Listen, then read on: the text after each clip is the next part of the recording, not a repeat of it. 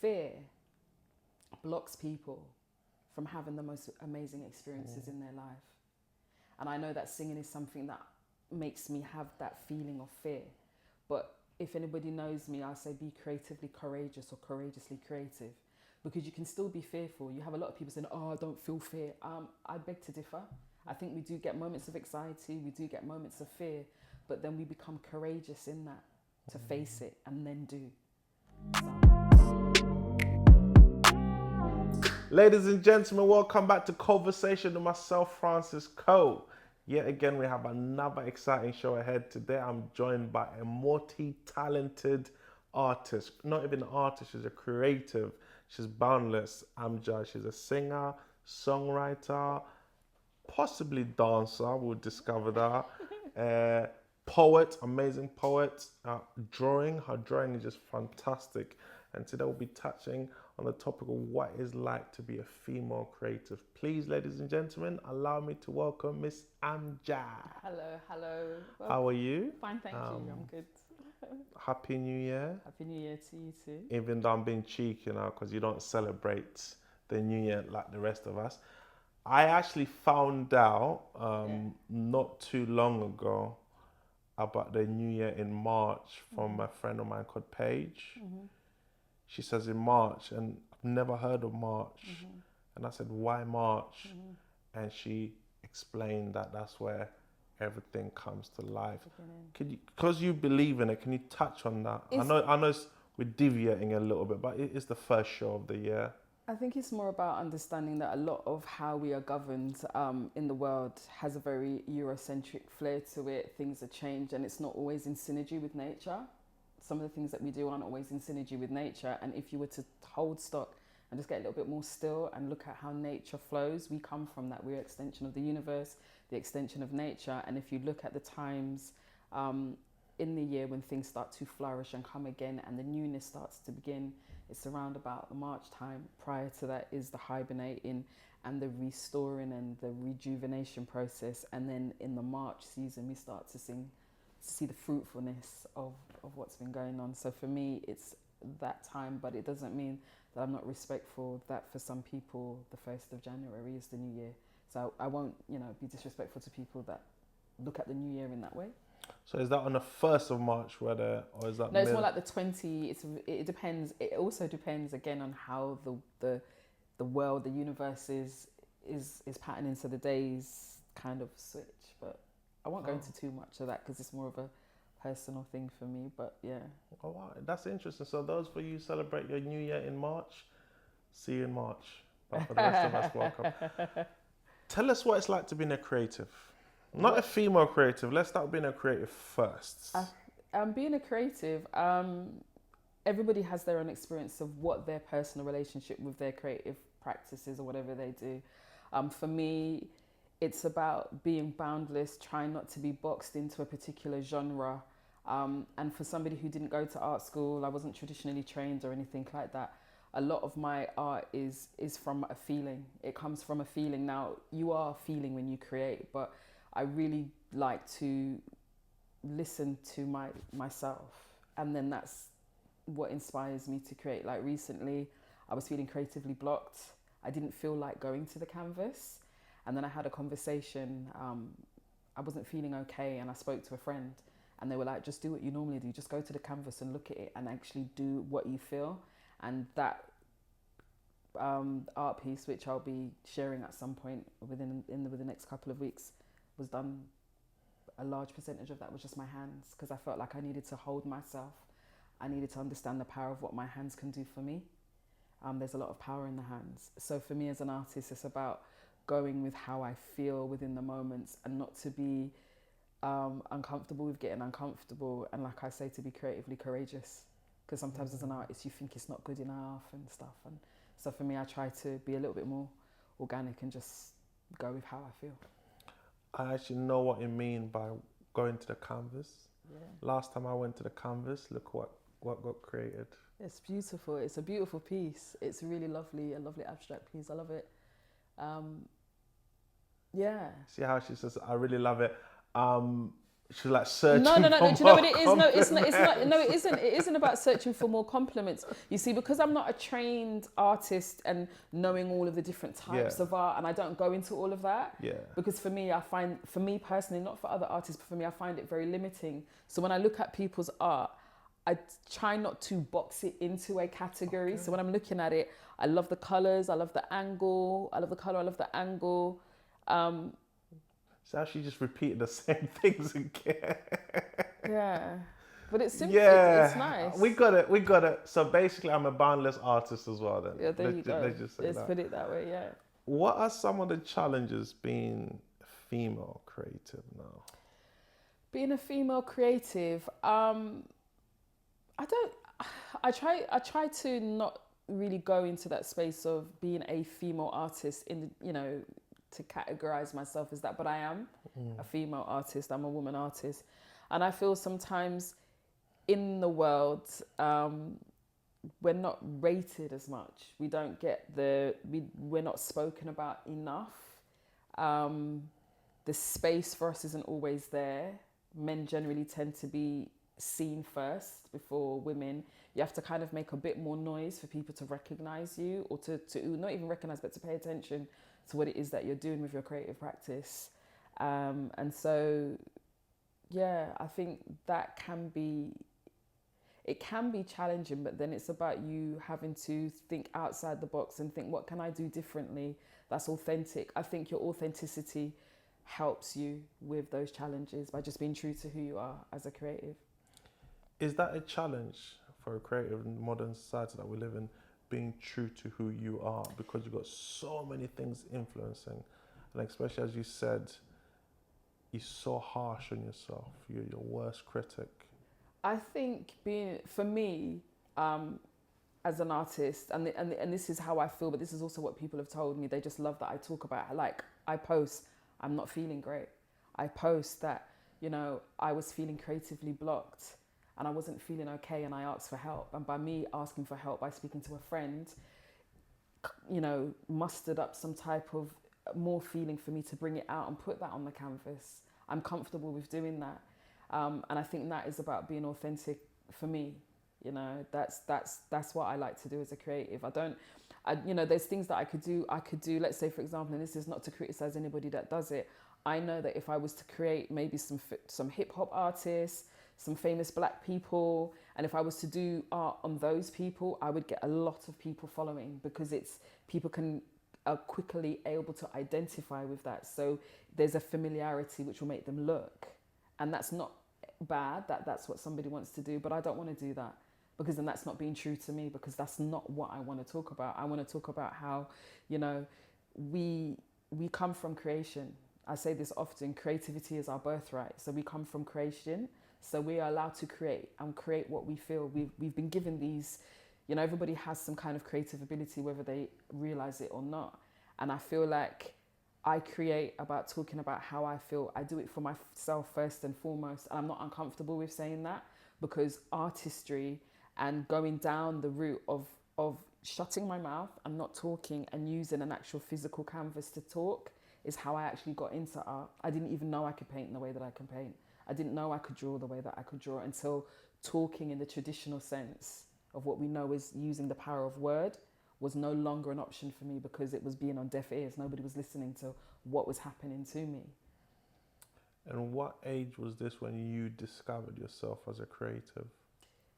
2018. Yeah, I did my first art piece in 2018, and it wasn't even... So that's pretty much 4 years ago. Yeah, 2018 is how it started. And that was because I was in a very difficult situation. I was in a domestically abusive situation, and I had to access support from a domestic abuse charity. And I had done some photography. They were telling us to talk about our experiences through photography. And then we created books, and the team saw the book that I had done, and they were like, you're actually really creative. Would you like to be a part of another project that we're doing that's going to be about art?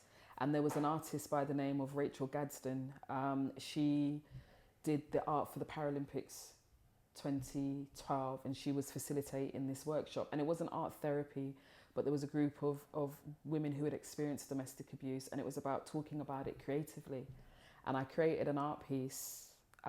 She gave me a piece of canvas and she said, just go and paint. It was a raw piece of canvas. I hadn't got a clue. I started out with primary colours, and the piece is now called Perception, and that's the beginning. And what happened was the artwork was in, I think it's Tank Magazine Gallery on Great Portland Street. They had an event there, which initially wasn't open to the public. It was private first because they didn't want the artists to be there in case perpetrators knew where they were. And the art piece was there, and apparently, one instance, when the following day when it was open to the public, I saw a woman staring at my art piece, and she wasn't a black woman. And when she turned around, she was crying. And then Rachel came up to me and said, do you know that you're a really good artist? And I was like, oh, okay. And at that time, I was trying to figure out what I wanted to do, because I had been in a really bad situation where I was stalked and attacked. And so I couldn't go to my current place of employment. So I was thinking about what could I do to keep myself busy, to not think about that, and generate a business for myself. I was doing some life coaching training. So I merged the life coach and the art in together. And that's why I also do the public speaking and the motivational speaking, and use the power of what our creative expression can do for us to heal, or to share, or to talk. And that was the birthing of Amja unabashedly. So, being creative healed you? I don't think I'm healed. I'm not started healed. the healing process. Started the healing process, yeah. How did you link the two? Because I'm just going to touch on this because it's a very serious situation. You touched on, and a lot of people, a lot of women, and some men. I think there's a lot more men than you would think. I actually agree with you, because with men it's very hard to come out, and people can easily dismiss it. What was that moment like for you when you was in an abusive relationship, and more importantly, to add on to that, how did you get out of it for those who are still in there? I'm going to say this. Number one, I didn't know that I was in one. Okay, because I talk very much about more the emotional and psychological abuse, because I wasn't being physically abused in the sense of being hit or anything like that. So I'm very clear about that. And that's why I talk about the psychological and emotional parts of abuse, because lots of people are in toxic relationships and don't think of it as a domestically abusive situation. I'm going to expand on that in the sense that for many people who are racialized as black in the black community, because of the social construct of racism that we experience in the world, we put up with a lot of abuse every day from external factors that are outside of our personal homes. So sometimes we can be in a relationship with somebody and their behavior can be quite coercively controlling. And we don't even realize that we're in that situation until we actually are feeling, we don't want to be here anymore. I'm feeling distressed by this individual's narrative around me.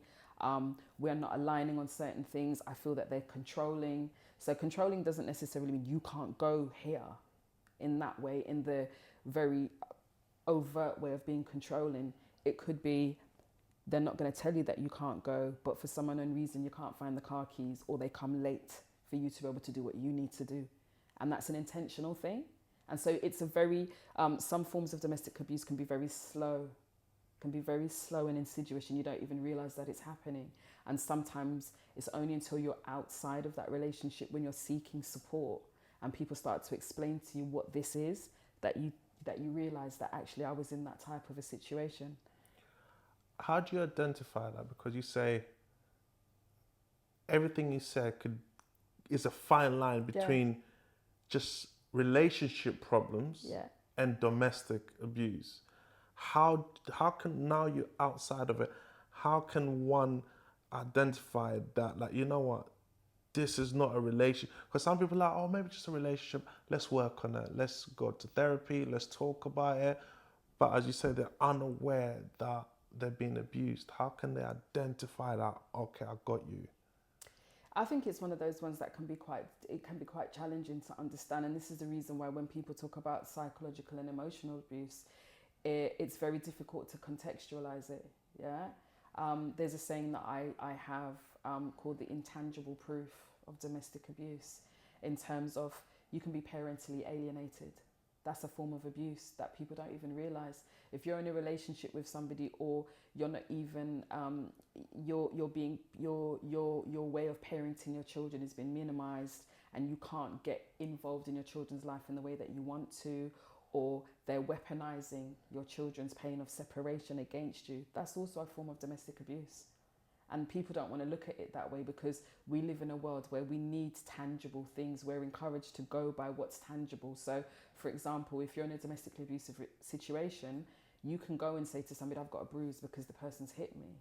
But if they haven't hit you, but they're not allowing you to go to your place of employment, they don't want you to work, or they're economically abusing you by, purchasing goods in your name, and then you're being responsible for that, and they're not paying you for that, and that's abuse. People don't look. This is the thing with domestic abuse. There's so many levels and there's so many layers that people don't even realize that that's what's going on in their life, and they don't want to call it that.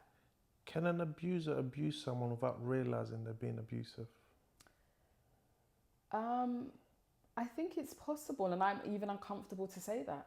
It's possible that can be happening, that people are doing things like, for example, I was on a show and I was talking about what economic abuse looks like, and I gave the example of a car being financed. So let's say me and you are in a relationship. I've decided to finance a car for you. Yeah? We are no longer in that situation. We're no longer together. You still have got the car. I'm asking you, can you pay for it? And you're telling me, no, me and you ain't together. I've got the car. What are you going to do about it? That's like economic abuse. That comes under domestic abuse. And people don't look at it like that.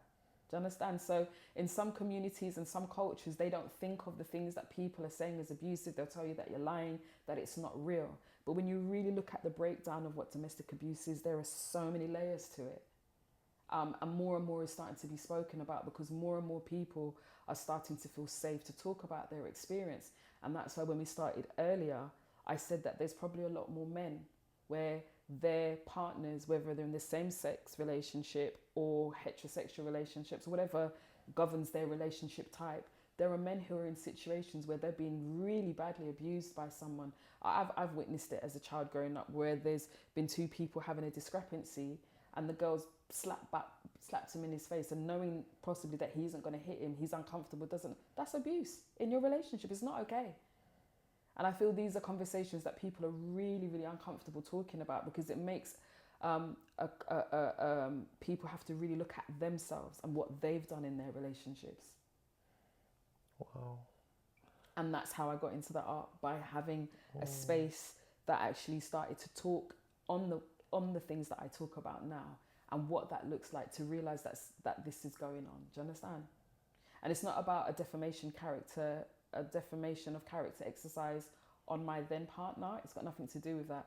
This is about me realizing that something wasn't okay for me, realizing that a lot of stuff had gone on, realizing that I was in love with somebody that was very loving. I'm not ever going to deny that, and I'm not going to deny that we had beautiful times. That would be a lie. That wouldn't be me talking truth. But I also know that there was a level of toxicity that was too much. Could it be that he loved you so much and he just wanted more all of you than anything else? And that's the problem. That's the problem right there. Because to love somebody is not to want to have all of them. To love somebody is to allow to be with somebody and allow them to be their self, and you come together. Because this is another thing that happens when you start getting support from organizations or charities that are, who understand domestic abuse. They will talk about relationships. You're supposed to be two entities that sometimes do this to come together, and then you go back to your thing. But what happens is sometimes there could be one person's personality is more overpowering than the other, and then you live vicariously through them, governed by their rules, governed by what they want, and how you're supposed to do it their way. And like I said earlier, it's insidious. You don't even realize that that's what's happening. And what tends to happen with some people, we could use the example that let's do it the other way around. Let me do it as I'm a woman and I like a guy, I like a man, and I think he's amazing, he's creative, he's fantastic, he can cook, but all of the things that I would like in a partner. And then I want it so much that I want it for myself. And then what I tend to do is, close them in, but the power is being open, as we know. And that's where people get confused. They want something so much from their ego and what they want. They're not allowing somebody to just be themselves. You've got people that like you, say that they like you, but then they want to talk about, oh, you should change your hair, or yeah, the way your shoes look, the phone is off. Ugh. Or the way your shoes look, and I want to change that, and I want to do all of these things. And you're thinking to yourself, like, you don't like me then. You don't like me for me. You like me for a version of what you want me to be. And that happens in a lot of relationships, and we don't even realize that that's what's happening. And then there's the part where it starts to become obsessive. It starts to become too much. It becomes excessive. And then before you know it, you're in a relationship that is domestically abusive. Wow. You actually, as you were speaking, I was running back through, I shouldn't laugh. I was running back in all my relationship. That was I abusive or was I abused? And I got the all clear in my head. You've got the all clear. I was neither. Okay. I hope my partners in the past would agree with me. How did you get out? How did you find the strength to get out? Because that's another thing, finding that strength. Fear of whatever consequences might come with that. Fear of being alone.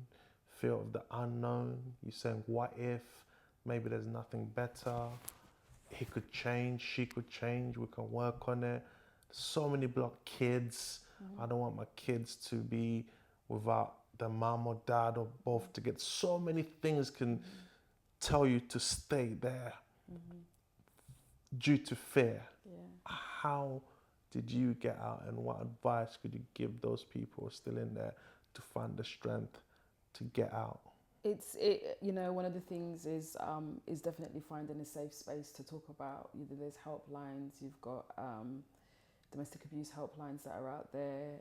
Do they work? Okay, so this is what I'm going to say. Remember, we went back to authenticity and talking truth. Any support service that's out there has its benefits to some extent, but you yourself as the individual have to be willing to do the work for you. You are not responsible for how somebody has treated you. That's 100%, whatever form of abuse it is. You're not responsible for that. But you, as a being, you are responsible for yourself. And it's about realizing that you're going to have to do some ground. You're going to have to do the work. Like, lots of people say to me, how did you get out of that? It happened this time and you're here doing what you're doing.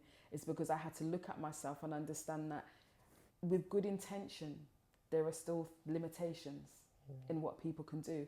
And as a woman who experiences the world as somebody who's been racialized as black, a lot of the organizations don't know how to deal.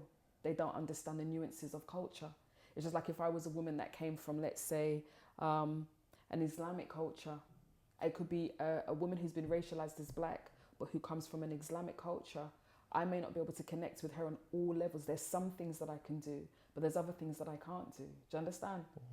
And it's about really exploring for yourself where you can get the help from and being courageous about doing that. And it does take work within yourself. It does have a lot to do with your inner conversations. It does have a lot to do with the people who you're around.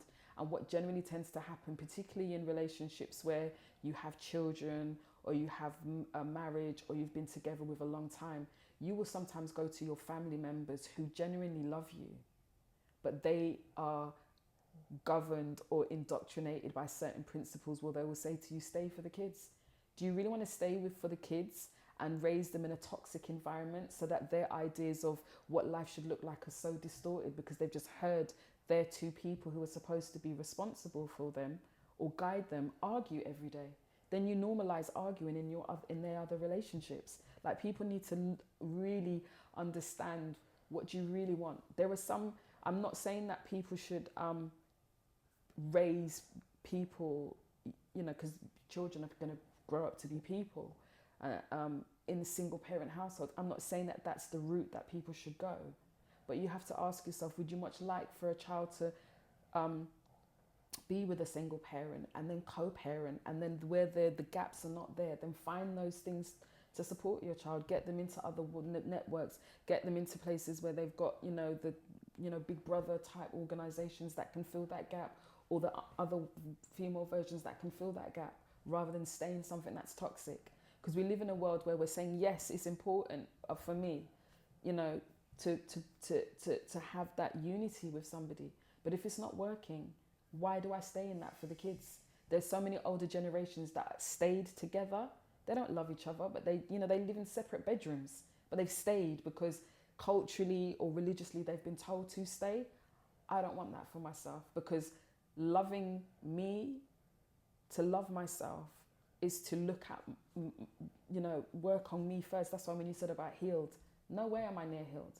I'm on a journey of understanding who I was, or who I am, and what I'm doing, and learning about myself.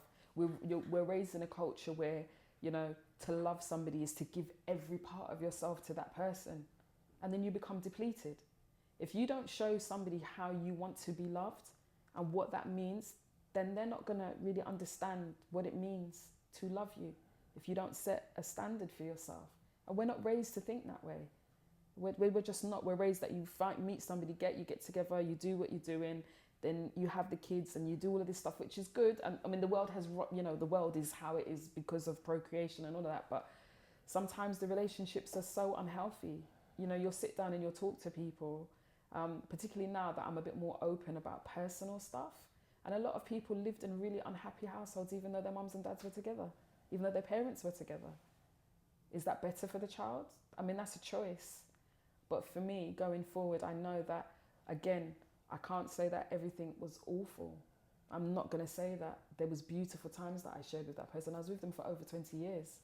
Do you understand? But there came a point when it became toxic and it was unhealthy for me.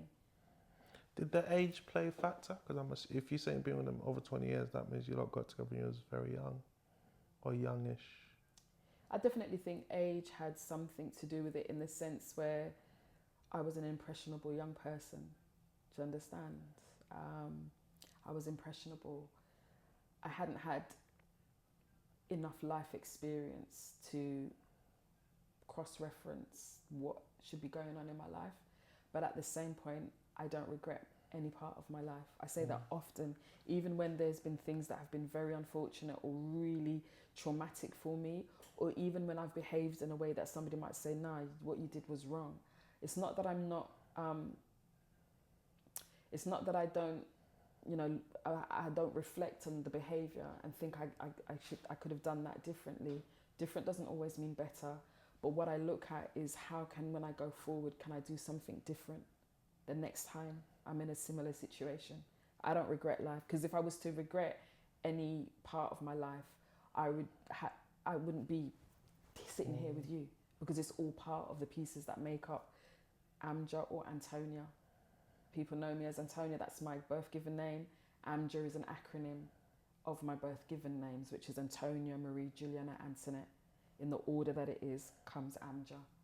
Only an artist can do that. If I was to do that, it would be just FK.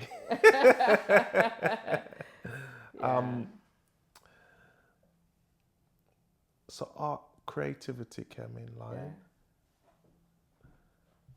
Helped you who you are now, who you're becoming to be. Yeah. How did you then discover your other creativeness?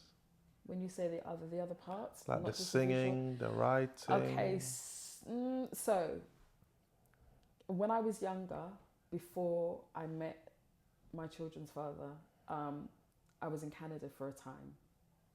And my step-aunt, that's a bit complicated. I'm not going to go into that on the show, but this is when we're talking round two, the next part. She was a performer, and she knew a man from the Dominican Republic, and she heard me humming in the kitchen one day, and she said, oh. Can you remember what you were humming? I don't remember what I was humming. And I'm going to say this for anybody who knows me or anybody who's listening to my content. Tomorrow I'm supposed to be going to a karaoke night.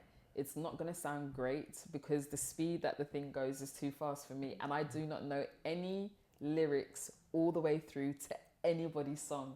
So if you hear me in places, I'll do one bit, I'll mime. I just don't know them. Yeah. So I won't be able to tell you what song it is. It's probably my own version of a song, if I'm being honest. As long as you're happy and expressing yourself. And she heard me, so she asked me if I would sing for a little bit. And I ended up singing, and I used to sing, and it's funny, although I don't speak Spanish or Portuguese, I used to sing it Latin American because it was a Latin American group. And it was Chombo and Brown Sugar. My name was Brown Sugar. I was 17 years old, yeah, in Canada singing. And then life happens and I realized that being in my relationship, I wasn't doing the things that I like to do, but I didn't realize it at the time. I was just not, and I can appreciate that life, being a parent, doing all of those things can take us away. Should it take us away? But it shouldn't. That's why I said can. It shouldn't take us away. And that's when you really need to look at the environment that you're in a relationship. If it's stopping you from doing the things that you love, that brings you joy, then you might want to question that.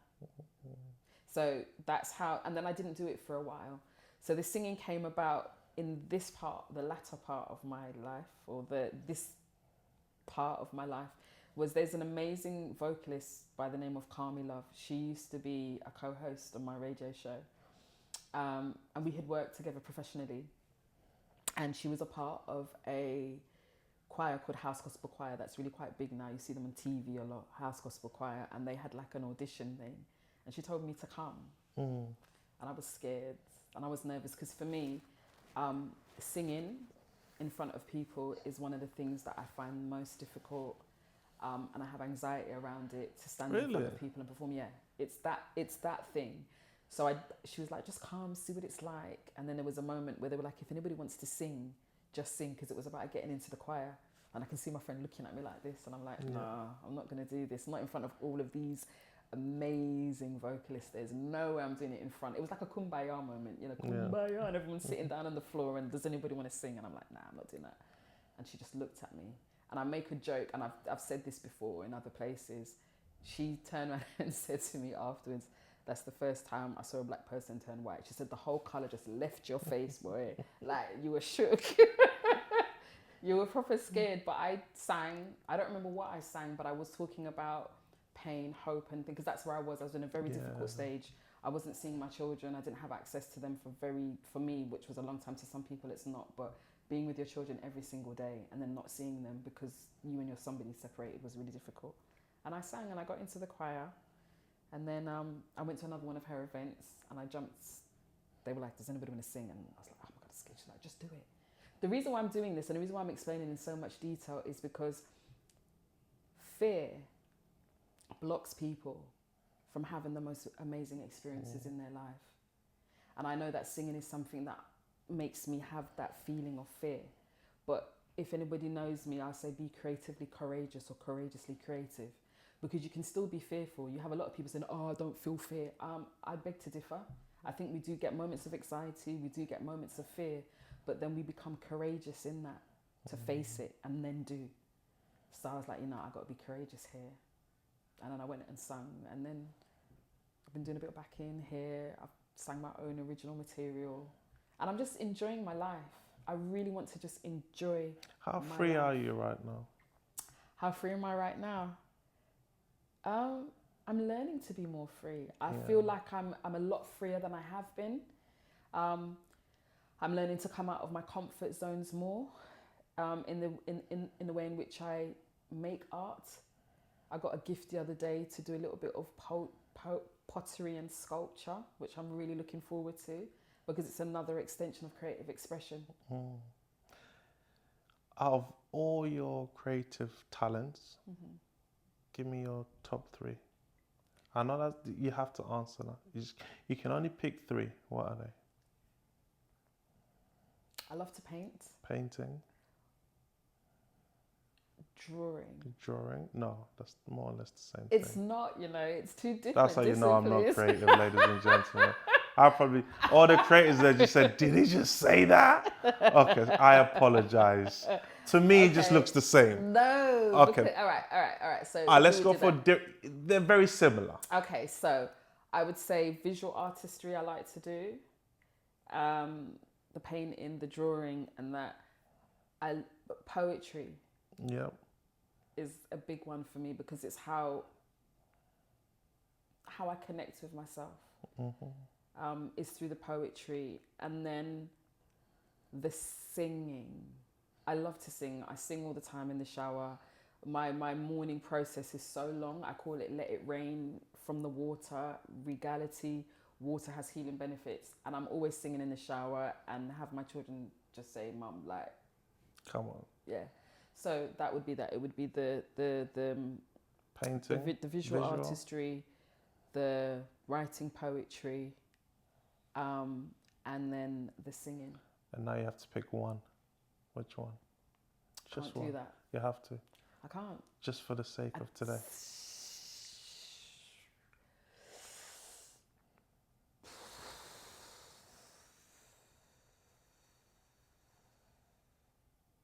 What's that?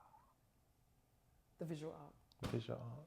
That's actually cheating because there's so many in that visual art collection. But it's okay, you get away with Because it. you can use words in there. Yeah, My you art see, that's what I features mean. words. So that's creative right there, ladies and gentlemen. No, thank you for sharing that. So what I also want to know is if we can go back to the I just wanted to break it up, give you a bit of a breathe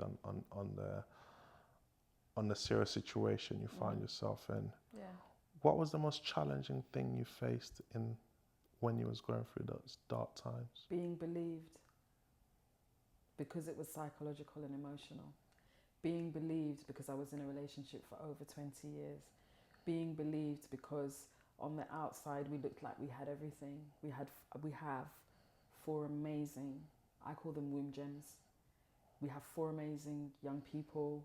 We're living a lifestyle that when you come from a social, economic background, on a demographic where you don't see 2 black people together for so long, raising a family, being professional, children don't look hungry, you go on holiday every year, have a nice home. Do you understand? Saying that to somebody who's not in that type of a position, what are you complaining for? It can't be that bad. Why did you stay if it was that bad? It's asking somebody, why did you stay when they're in that situation, is the most disrespectful thing you can say to somebody who's experiencing a domestically abusive situation. And that's one of the first things you hear. If it was that bad, why did you stay? But you earlier said, you've got the children, you've got the job. And economically, where do you go and live? Where do you go and live now? If you don't want to be with somebody and you're tied together and you're bound by financial responsibilities, and one of those is your home, where do you go? Sometimes people stay because of that, because they have no alternative option. Right now, without going into it too much, people are in a cost of living crisis right now. And there are a lot of people who are being domestically abused that don't know what's going to happen to them. Because if you're in a position where somebody is manipulating you and coercively controlling you, and they can say to you, get out, the mortgage is in my name. If you don't do this, get out. What do you do? What do you really do? If your finances are such that you can just about afford to buy your monthly travel card, let's say, just use an example, and you're in a relationship with somebody who's bullying you and they tell you, get out. What do you do? And you've got children. What do you do with that? Just fall in line. And there you go. And I'm not saying that that's what my experience was, but I'm saying that there are many people, both men and women, or however they identify, who are going through that right now. This is the reason why it's so deep rooted. It's not always about these campaigns where they show somebody getting punched in the face all the time. It's deep. It's way deeper than that. It's way, way, way deeper. And when you're trying to explain this to people, they don't get it. And so that's what I said. The hardest thing was being believed. It was being judged. It was being believed, and people saying, well, if it was that bad, like, you're lying. It can't be. And actually having people who love you, or who you feel love you in a particular way, say, I don't think you're doing the right thing. Because they're not understanding the depth of what it is that you're going through. And then often we come from cultures, like I mentioned earlier, in environments where you're taught that you stay. No matter what, you stay. You go and talk to your pastor and you stay. Jesus said you must understand? work on You it. talk to your pastor and stay. You're only supposed to stay in something if you and somebody are being governed by what if you are religious, what God's law is, and that's to respect both parties. So, you've got cultures where the man is the head, God, the man, the wife, and the children. All right, if you want to follow that principle, whether I agree or disagree, let's use that as an example. But that responsibility of that man after his relationship is God is to protect that woman in every way possible to make sure that she's spiritually okay as well as the physical stuff. And sometimes that's not happening because, you know, we live in a culture where we're so materialistically driven and we don't know how to differentiate between materialism and wealth. Yeah? And so you've got a nice car, you've got a nice house, you're in the latest name brand clothing, and let's say, for example, your man, I'm just using it as an example, has provided all of that for you. What are you complaining for? Some people will say that to you. But what about the emotional stuff? Do you feel safe in his presence? Is it okay for you to come home and cry and say, I need to be held in that moment? And vice versa. Is it okay for him to come home and say, the system out there as a black man is hard on me, babes. I just need to be held. Are people living them kind of relationships? That's what that means. And I think it gets distorted. The way that we're raised, the way that we're taught, there's so much distortion in there. And that's why I said you as the individual have to do the groundwork, regardless of the support service that are available to you. You have to look at yourself. I had to look at myself and look at the really ugly parts of me. The parts of me that I can look back and say, do you know what, I could have done that differently. Or I could have spoken to that individual better when I was feeling frustrated in the dynamic of whatever that relationship was. So you come out, it's not over. Let's talk about that first 3 to 6 months period when you've escaped. I'm going to call it escaped. Because there's that to deal with. Mentally, how challenging was that for you? It was awful. I'm just going to tell you it was awful. It was awful. And I often talk about sisterhood solidarity, not to dismiss men. I'm not one of these people that, oh, I'm a feminist. Let's be anti-men. Let's fight the patriarchy every minute. I'm not going to be doing that because I don't always believe that is healthy. Yeah? But I'm going to talk about sisterhood solidarity. And there's two people. There's a group of people, but two people in particular because they were in the UK with me. I have a beautiful friendship group in Canada called 100% a Crew. We've been friends since I was 17 years old. And they have been and they are absolutely amazing. But in terms of the first 3 to 6 months, there's two individuals, my sisterhood solidarity, the same Kami Love, who I spoke about as a vocalist, and my friend Tamika. Without them, I might have wanted to commit suicide, and that's truth. It was that difficult. So let me challenge you, because you had the sisterhood solidarity. Someone who doesn't have that, how would you advise them to cope? I would advise them to go and seek support from maybe a helpline. You've got, there's places like Advanced Charity, there's Women's Trust, which is a mental health charity that I work quite closely with in certain areas, collaboratively. I would just find that first safe space to talk, or go online and be mindful though that some of these, because you don't know, you see there's always cyber abuse, there's all of these different ways of being abused now. It's not the traditional, sorry for saying, box up somebody in their face just for street vernacular or just way that people speak, but it's deeper than that now. So you need to be mindful. So me saying to go and seek support, you have to be mindful in the way in which you go about that. Because if you're being coercively controlled by somebody who has access to, you've got, like, for example, I'm just going to digress to talk about technology and how it has its benefits of how it can be dangerous, yeah? Prior to me leaving my relationship, I was also stalked and attacked by somebody and had hot oil thrown in my face shortly after physically leaving out of my then home and going to another home that my children's partner still had access to. And I was stalked and attacked. And after that incident happened, and then after leaving the relationship, a year later, I went to find out why there was something on my phone that I didn't understand when I was trying to figure out something with my network service provider. And the company that I had bought the phone from and the network service provider confirmed that my phone was still being tracked by an outside number. Jeez. And so I now realised then, for me to be stalked and attacked in the way that I was, somebody was using technology to track me to do that. And so when you're using your devices, you've got to be really, really mindful about how you go about using them. And when you are going online, I don't want to say too much because I don't want it. They could be perpetrators that are watching this right now, and that's the truth of the world that we live in. I don't want to say too much, but be very mindful about how you use technology to access the support, because for some people, they're being stalked and may not even realize it. And that's not just about domestically abusive relationships. That just could be anybody stalking you. That you might not even be in an intimate relationship with them, but they have an obsession with you. You're a strong woman, very powerful. Got 4 womb gems, which one of them I know she's a creative as well, an artist, amazing. They're very, very, I've been blessed with some amazing, amazing womb gems. They're all very fantastically creative. All of them are. The womb gems we're talking about are kids, ladies and gentlemen, just in case you haven't caught on thinking what kind of special, they're the why gems they of are my special. womb. I've been fortunate enough that I can bring forth children into the world. Everybody doesn't always have that, and I don't take that lightly. So you started off a young life, moved to Canada, started singing, then went into this loving relationship, which you had fun times, which then turned out to be not so fun times.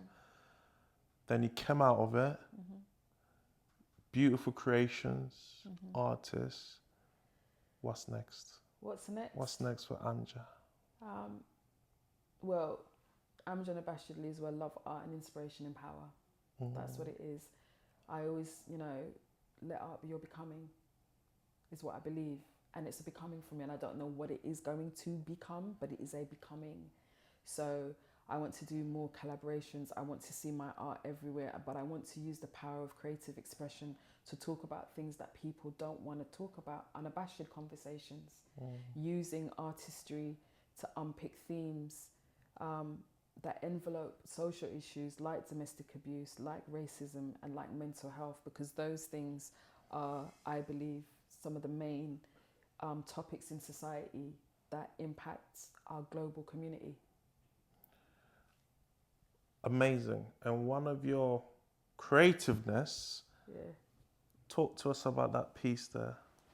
Okay, so this is actually a puzzle that has been my art piece, A Heart to Hold, which has been repurposed into many things. So that actual art piece came about from me actually accessing a mental health support session at Women's Trust Charity, who are an amazing charity based in London, who specialise in, they're a specialist mental health charity that support women who've experienced domestic abuse. And the facilitator then, she's amazing now, but back then I was like, Leah, I'm going to just keep it real. I was like, well, where is this middle class white woman coming to tell me what I need to do when she don't understand what it's like for me in this world? She ain't got a clue. She ain't got a clue. Why you keep telling me about have self-compassion all the time? It was irritating me because I was like, I need my children back and I don't know what's going on right now. And you keep telling me about self-compassion. It's not meaning anything to me. And then we had a group therapy session and I was just sitting there. And actually on this mug here, this is what came first. From her speaking constantly, because sometimes you hear things, but you don't digest it. And then I thought, self-love is the precursor to your greatest love. And that was from her talking about compassion, and that's what came up for me. And then when I went home one day and I was just sitting there feeling very alone, very, very alone and lonely. I'm not going to deny that. I felt both. Because you can still be alone. I like being alone. I love my own time. But being alone and being lonely are not always one of the same, although they interchange. And I was feeling really lonely. And I went like this. And I was like, I have a heart to hold. I actually have a heart to hold. I'm going to have to hold my heart because right now no one don't want to hold it with me the way that I feel it needs to be held. And I just went to the canvas. And A Heart to Hold, that's the art piece. People were like, oh my God, it's such a beautiful piece, blah, blah, blah. And then I repurposed it. And I don't do this with every bits of my art pieces. Some I do, some I don't, some I leave. But this one was speaking to so many people. And I had to learn how to monetize my art because, like I said, and then what happened was um, I'm aware that there are different types of people in society. In the black community, there are different income levels, and maybe some of my original art pieces, somebody might not be able to afford that, and that's not a criticism. But I have to know what my niche is and know that my art speaks to a lot of people in different price brackets. So I thought to myself, how can I still give to people that might not be able to get a whole bit of Amja's real art? How can I still make them feel connected because they're telling me that they connect with my art? And so I thought, if I do this, then it gives different levels of society an opportunity to experience what they feel they get from my art. But I still do commissions that are a certain price. I mean, and I'm not uncomfortable about that. I'm not uncomfortable anymore, and I'm getting better at it, at knowing what my value is and putting a monetary price to what I need to do, because I know that I need to survive, and I'm not uncomfortable doing that, as there was a time when I would have been. As you said, back then you didn't have the, what did you say? You worded it as different experience to life, where you can reference to. Let's finish off. What advice would you give to a young creative out there who's trying to find a way? Be creatively courageous. Be creatively courageous, or courageously creative. Put your art out there. Don't wait for it to be finished, in the sense that, people want this perfect thing. I always laugh, and this is the truth, when I go to the canvas, because I'm never quite sure what it's going to look like. You've got some people who are very, I'm not one of these artists who are very, I don't use the grid where you grid line and then I don't do that. I just freehand paint. And sometimes what I thought then was a mistake is an art piece that somebody's like, more people are like, yo, that's a wicked piece right there. And that could have been considered a mistake back then. So just go for it. Go into environments where there are other creatives, but don't copy other people's art. Be true to your own art style. Use it as maybe reference, but don't try to be somebody else, because then you're not being authentic with your art. And that's where some people get stuck, because they're trying to create art based on somebody else's idea of what art should be. Your art comes from you. So put the art out there. Do it when you feel like doing it. When you don't feel like doing it, maybe sometimes go and do it anyway. Or if you don't, then don't.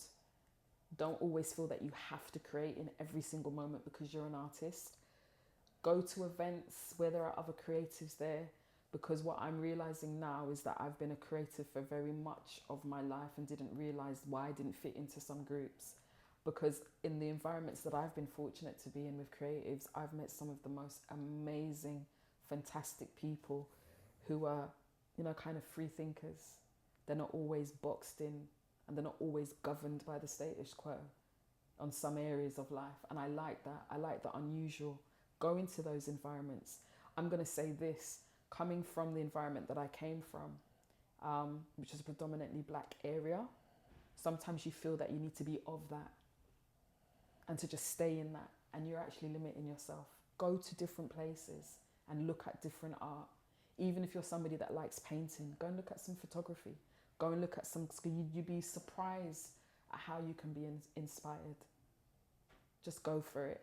But also, if you want to monetize it, you have to understand this. I say this to everybody.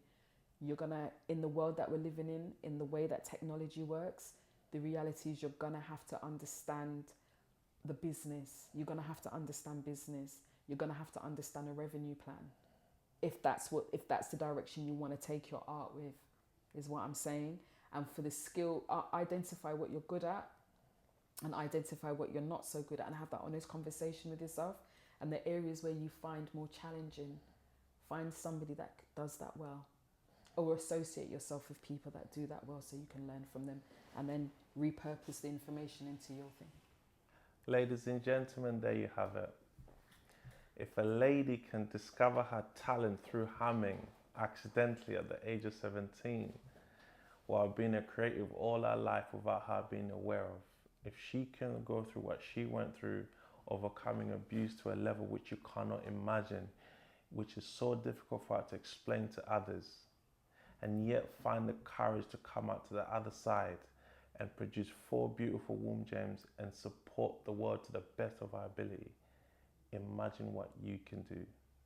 Please find the courage, strength, and power to get out there and discover the very best version of yourself. Till next time, ladies and gentlemen, love, peace, and happiness. Miss Amjad, we thank you very, very, very much. You're very welcome.